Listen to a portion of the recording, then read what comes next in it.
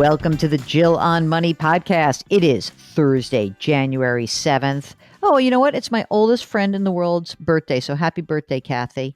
You know, I have a friend from when I was 4 years old, Mark. That seems crazy, but it's true. And I love her to death. So happy birthday, Kathy. I don't think she's listening, but maybe I'll send this to her. Anyway, we are delighted you are joining us. As always, we are here to take the mystery out of your financial life. And that means you can ask us any financial question that's on your mind. All you have to do is send an email. It's askjill@jillonmoney.com. That is our email address. And if you're on our website, if you're on the jillonmoney.com website, there is a contact button. Easy, right? I thought you'd like that. Very good. Okay, let's get into some of these questions. We are starting with Chris, who wrote us on New Year's Eve day, 9:00 in the morning. So that's not so bad. But anyway, here's what Chris writes. Background info. My wife and I are 45 and 46. We've got a 15-year-old son. House is paid for. No other debt. We put 20% away for retirement. We've got about $1.2 million saved so far. That's good. College for my son will be either a state school or maybe even a technical school. No offense to him, but Ivy League is not in the cards. You know, Mark, I love the people who write about their kids very honestly. We've got a 529 for our son. The balance is about $25,000. Two sets of grandparents have also set up 529s for him. How do we actually utilize these funds? What's the best way to spend them? Is there an order of how to do so? I've heard that the money in the grandparent-owned 529 is worse for financial aid than the account we hold. Should the grandparents transfer all the funds from their 529 into my 529? Can they even do that? I don't think they can do that. I don't think they can. The interesting thing is that they could have done it slightly differently. Like they could have put money into a 529 that you had established. But I wonder if they just opened it up because maybe there was a tax benefit in their state. But they can't just mush theirs in with yours. Okay, that's number one. But when it does come time to spend money on qualified education expense, how do we use the money? You should actually go to the website of the 529 plan and they will actually walk you through the mechanics of how you access the money. It's very easy. And usually it's just send a check to us that you ask for a remittance from the school and you write checks against it once you have that money. Spending the money from the grandparents probably makes sense first. Obviously, all this money is going to end up getting spent if you send him to a technical school, which I think might be kind of all you need. If it's a state school, I do think that it makes sense to spend the grandparents' money first, and you have to go to the website of the plan itself to figure out the mechanics. Oh, by the way, Chris sent us a picture of, ready for this? I'm not saying this. This is the parent of the cat. This is a picture of my fat cat, Bieber. He came from the pound with that name. Let me see how fat this cat is. That's a big cat. That cat looks twice as big as my dog. That's a big cat. Okay. Thanks for writing. All right. Next up. This is a question of rolling over. I don't want to say the name because it's a very noticeable name. Let's just call it V. This is a rollover of an old pension to an IRA. Jill and Mark, good morning. Happy New Year. I have a small pension from an old employer, and they are allowing me to roll it over to an IRA as a lump sum. It's $53,000. If I leave it as is, I would get about $300 per month as a pension once I retire. I am planning to roll it over to an IRA and deposit it into a total bond market index fund, which would give me monthly income of about the same amount that I think I would receive as a pension. Good or bad idea? I'm 55 years old and family income, $200,000, $1.2 million in retirement, $800,000 in taxable accounts, including emergency expenses. I don't expect I would need the money later in life. Please advise. Thanks to you for doing a fantastic service. Once again, Happy New Year. Okay. You don't have to just put it into a bond market index. What you would do is you roll it over and just make it part of whatever your allocation is. You don't need to replicate that this is the exact $300 that you would get, because I don't know if you can do that. Generally speaking, the pension is probably going to give you a better monthly income than you would be able to get just from that bond fund. So add it to your total retirement investments and don't look back. Okay. Happy New Year, Jill and Mark. These are our New Year's questions. Thanks for your daily podcast. Listening is part of my morning routine since the pandemic began. Okay. And this is so good because Michael says, I have become an ambassador for the podcast to friends and family and love your pragmatic advice. Keep it going.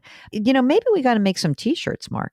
Maybe we got to make some Jill on Money t-shirts. And like on the front, we'd have the Jill on Money logo. And on the back, I would just say, do my normal thing. We put on the back, wash your hands, wear your masks, maintain your physical distancing. I like this as an idea. Let's think about it. Okay. Michael is 54 years old. And he says, I'm in my peak earning years. I make about between $140,000 and $175,000 annually in a national sales position.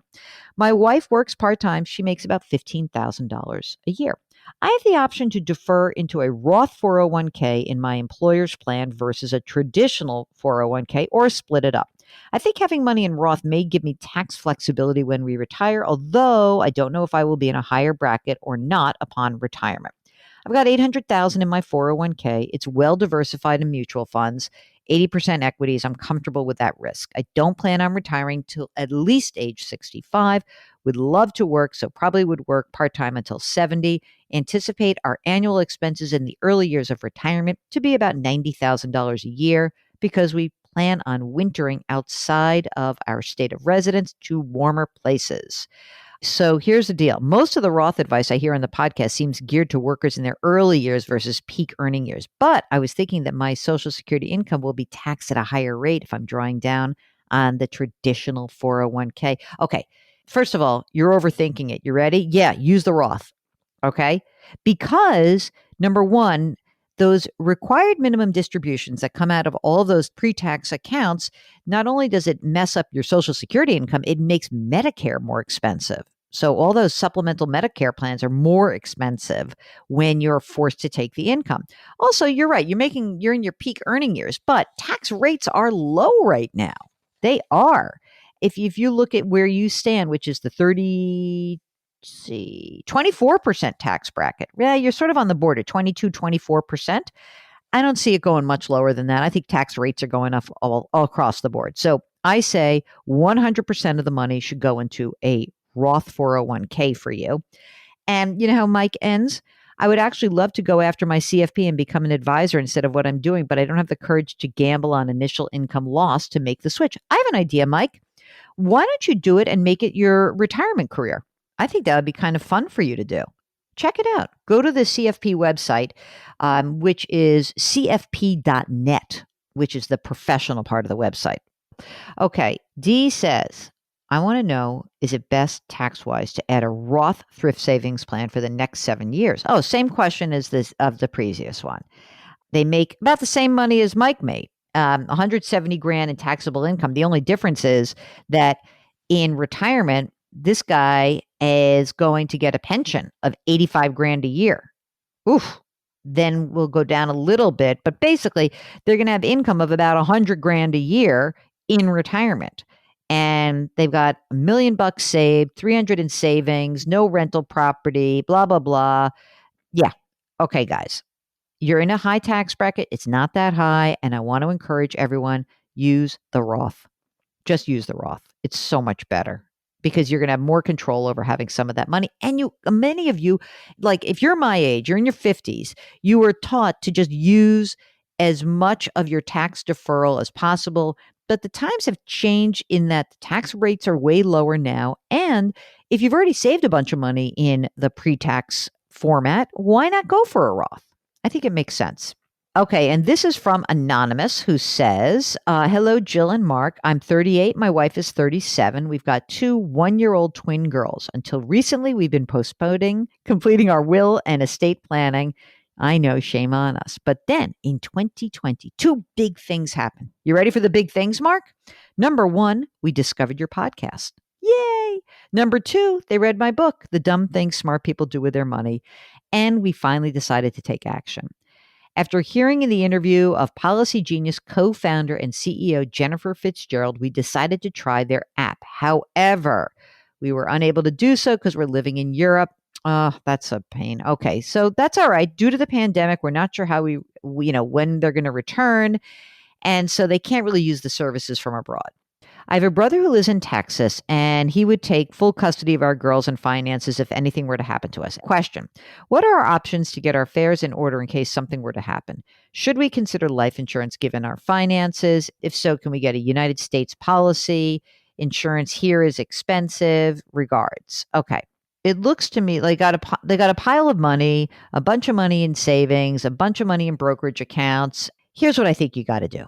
I don't know where you would return to if you were to come back to the US. And I think you should try to kind of at least do a little bit of groundwork on that. But let's just pretend that you're going to move to Texas near your brother, just for the heck of it. What I would do is I would start talking to estate attorneys who have some ability to understand the rules around living abroad. There are people who do this, okay? And I think that what you should be also thinking about is absolutely life insurance is important. You can get a United States policy for sure because you're a United States citizen. But I do think that what you can do is run some analysis yourself. So, I mean, you can go to any insurance calculator and say, okay, we make 200 grand a year. We get equity and bonuses of another 120 grand a year. Here's how much money we have saved.